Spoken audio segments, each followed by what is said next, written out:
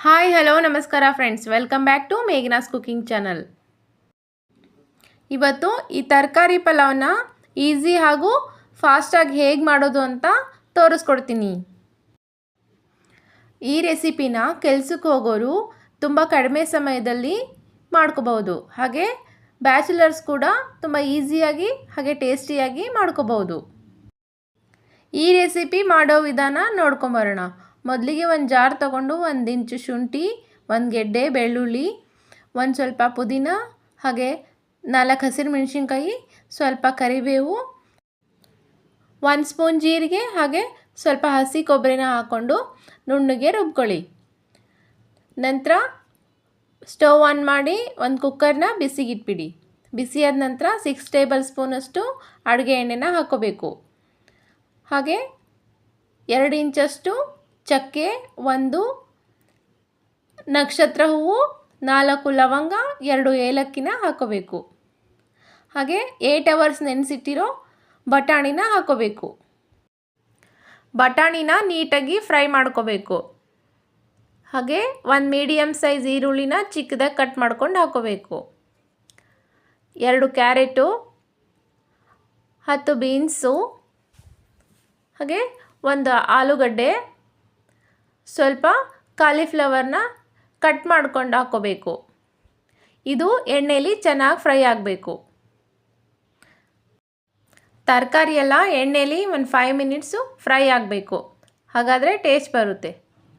ನಂತರ ಇದಕ್ಕೆ 1 ಬೌಲ್ ಆಗೋಷ್ಟು ಮೆಂತ್ಯ ಸೊಪ್ಪನ್ನ ಹಾಕ್ಕೋಬೇಕು. ಈ ಮೆಂತ್ಯ ಸೊಪ್ಪು ಹಾಕೋದ್ರಿಂದ ಪಲಾವ್ ಟೇಸ್ಟು ತುಂಬಾ ಚೆನ್ನಾಗಿರುತ್ತೆ. ಮೆಂತ್ಯ ಸೊಪ್ಪು ಎಣ್ಣೆಯಲ್ಲಿ ನೀಟಾಗಿ ಫ್ರೈ ಆಗೋದ್ರಿಂದ ತಿನ್ನಬೇಕಾದ್ರೆ ಕಹಿ ಅನಿಸಲ್ಲ. ನಂತರ ಇದಕ್ಕೆ ರುಬ್ಬಿದ ಮಸಾಲೆನ ಹಾಕಬೇಕು. ಹಾಗೆಯೇ 1/4 ಟೇಬಲ್ ಸ್ಪೂನಷ್ಟು ಅರಿಶಿನ ಪುಡಿ ಹಾಕಬೇಕು. ಹಾಗೆ ರುಚಿಗೆ ತಕ್ಕಷ್ಟು ಉಪ್ಪನ್ನ ಹಾಕ್ಕೋಬೇಕು. ಇವಾಗ ರುಬ್ಬಿದ ಮಸಾಲೆ ಹಸಿ ವಾಸನೆ ಎಲ್ಲ ಹೋಗೋ ತನಕ ಚೆನ್ನಾಗಿ ಫ್ರೈ ಮಾಡಬೇಕು. ಫ್ರೈ ಆದಮೇಲೆ ಇದು ಲೈಟಾಗಿ ಎಣ್ಣೆ ಬಿಡುತ್ತೆ. ಅದಾದ ನಂತರ ಸ್ವಲ್ಪ ಗರಂ ಮಸಾಲನ ಹಾಕ್ಕೋಬೇಕು. ಮಸಾಲೆ ಎಲ್ಲ ಹಾಕಿದ ನಂತರ ಮತ್ತೊಂದು ಸಾರಿ ಚೆನ್ನಾಗಿ ಫ್ರೈ ಮಾಡ್ಕೋಬೇಕು. ಹಾಗೆ ಅಕ್ಕಿನ ಮುಂಚೆನೇ ತೊಳೆದಿಟ್ಟು ಅದಕ್ಕೆ ಎಷ್ಟು ಬೇಕೋ ಅಷ್ಟು ನೀರನ್ನ ಹಾಕಿ ನೆನೆ ಇಡಬೇಕು. ಆ ನೀರನ್ನ ಇವಾಗ ಇದಕ್ಕೆ ಹಾಕ್ಕೊಂಡು ಒಂದು ಕುದಿ ಬರಬೇಕು. ಕುದಿ ಬಂದ ಮೇಲೇ ಅಕ್ಕಿನ ಹಾಕ್ಕೊಂಡು ಒಂದು ಸಾರಿ ಕೈ ಆಡಬೇಕು. ನಾನಿವತ್ತು 4 ಜನಕ್ಕಾಗೋ ಅಷ್ಟು ಪಲಾವ್ನ ಮಾಡ್ತಾಯಿದ್ದೀನಿ. ಇದಕ್ಕೆ ಲಿಡ್ನ ಕ್ಲೋಸ್ ಮಾಡಿ ವಿಜಲ್ ಹಾಕ್ಕೊಳ್ಳಿ. 3 ವಿಜಲ್ ಬಂದಮೇಲೆ ಪಲಾವ್ ರೆಡಿ ಆಗುತ್ತೆ.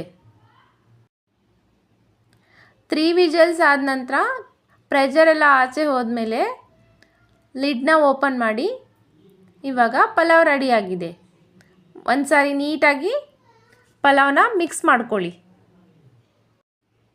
ಈ ತರಕಾರಿ ಪಲಾವ್ನ ಈಸಿ ಹಾಗೂ ಟೇಸ್ಟಿಯಾಗಿ ಲಂಚ್ ಬಾಕ್ಸಿಗೆ, ಬ್ರೇಕ್ಫಾಸ್ಟಿಗೆ, ಹಾಗೆ ಗೆಸ್ಟ್ ಬಂದಾಗ ದಿಢೀರನೇ ರೆಡಿ ಮಾಡೋಕ್ಕೆ ಚೆನ್ನಾಗಿರುತ್ತೆ.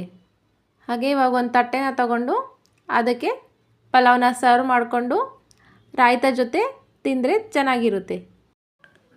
ಯಾರೆಲ್ಲ ನಮ್ಮ ಚಾನಲ್ನ ಇನ್ನೂ ಸಬ್ಸ್ಕ್ರೈಬ್ ಮಾಡಿಲ್ವೋ ಅವರು ಸಬ್ಸ್ಕ್ರೈಬ್ ಮಾಡಿ, ಹಾಗೆ ಪಕ್ಕದಲ್ಲಿರೋ ಬೆಲ್ ಐಕನ್ನ ಪ್ರೆಸ್ ಮಾಡಿ.